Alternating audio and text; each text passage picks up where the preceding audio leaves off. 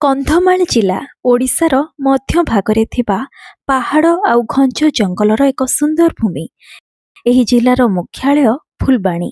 ଏଠାର ପ୍ରକୃତି ଅତ୍ୟନ୍ତ ମନୋରମ।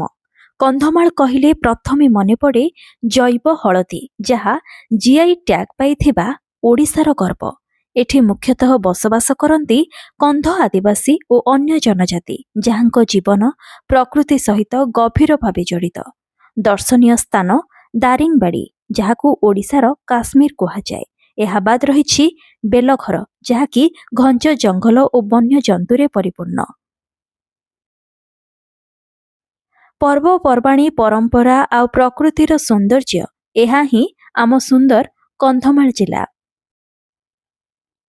କନ୍ଧମାଳ ଜିଲ୍ଲା ବିଷୟରେ ଯଦି ଆପଣ ଡିଟେଲରେ ସବୁକିଛି ଜାଣିବାକୁ ଚାହୁଁଛନ୍ତି, ତାହେଲେ ମୁଁ ଏହାର ଲଙ୍ଗ ଭିଡ଼ିଓକୁ ତଳେ ଟ୍ୟାଗ୍ କରିଦେଇଛି। ଆଉ ବେଶୀ ଡେରି ନକରି କନ୍ଧମାଳ ଜିଲ୍ଲା ବିଷୟରେ ସବୁକିଛି ଏବେ ଡିଟେଲରେ ଜାଣି ନିଅନ୍ତୁ।